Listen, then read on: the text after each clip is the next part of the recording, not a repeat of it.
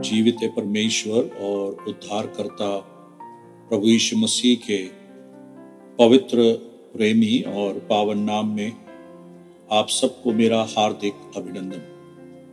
भजन संहिता 18 और उसके 6वीं आयत। अपने संकट में मैंने यहोवा परमेश्वर को पुकारा, मैंने अपने परमेश्वर की दुहाई दी और उसने अपने मंदिर में से मेरी बातें सुनी और मेरी दुहाई उसके पास पहुंचकर उसके कानों में पड़ी। परमेश्वर को देखकर पुकारना, परमेश्वर की ओर ताकना, परमेश्वर से मदद की गुहार लगाना, इन बातों पर हम विचार कर रहे हैं। परमेश्वर से पुकारने की आजादी हमें दी गई है और यह कभी नहीं है कि हम परमेश्वर से सवाल नहीं कर सकते।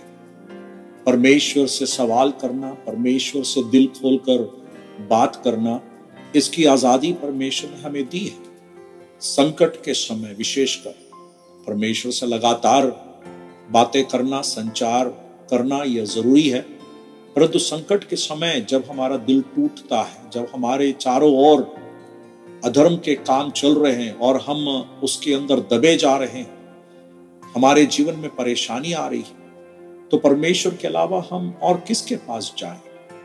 कौन है ऐसा सामर्थी जो हमें छुड़ा सकता है? बाइबल के प्रथम पुस्तक से लेकर हम उस पुकार को देखते हैं जो परमेश्वर के पास पहुंचती है और परमेश्वर उस पुकार को सुनकर उनकी मदद करता है।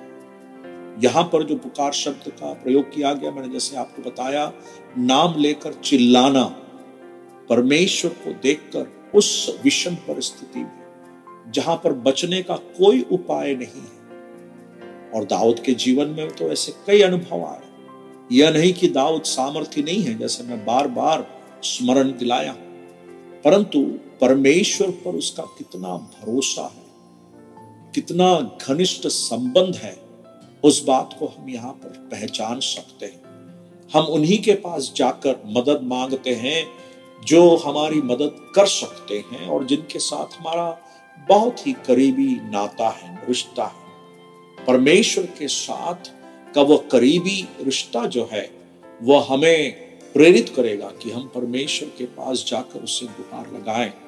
पुराने नियम के संत लोगों ने उस काम को किया और हमें मालूम है कि परमेश्वर ने हमें यह आजादी दी है। अगर दाऊद ने उस काम को किया, हमारे जीवन में भी वह आवश्यक है। और इसीलिए एक चिंता मुक्त जीवन बिताने की प्रेरणा हमें परमेश्वर के वचन में प्राप्त होती है या हमें प्रदान किया गया है। जिस प्रकार हम फिलिपियों की पत्री 4 अध्याय और उसकी 6वीं आयत में पढ़ते हैं, किसी भी बात की चिंता मत करो, परंतु हर एक बात में तुम्हारे निवेदन, प्रार्थना और विनती के द्वारा धन्यवाद के साथ परमेश्वर के सम्मुख उपस्थित किए जाए। यहाँ पर उस विषय के बारे में बताया गया है जहां पर एक भक्त जो है परमेश्वर के पास अपनी बात को रख सकता है। और यहाँ पर वह हमें आश्वासन देता है कि हमें किसी भी बात की चिंता करने की आवश्यकता नहीं। दाऊद चिंता रहित होकर परमेश्वर को पुकारा और उस समय वह जब पुकारता है उसके जीवन में डर जरूर है, भय जरूर है। वहां पर उस बात को कहता है कि मैं भयभीत हो गया हूं, या उस अधर्म की बाढ़ ने मुझको भयभीत कर दिया। यह बात सच है, भय की परिस्थितियां होती हैं, परंतु सांत्वना इस बात की है कि हम परमेश्वर के पास पहुंच सकते हैं। और इसलिए जब 23वें भजन में आते हैं, हम दाऊद के उन्हीं शब्दों को देखते हैं जहां पर कहता है, चाहे मैं घोर अंधकार से भरी हुई तराई से होकर चलूं तो भी मैं हानि से न डरूंगा। ये निश्चयता, भय की स्थिति है, परंतु हमें डरने की जरूरत नहीं, भयभीत होने की जरूरत नहीं, क्योंकि परमेश्वर हमारा सहारा है। क्यों?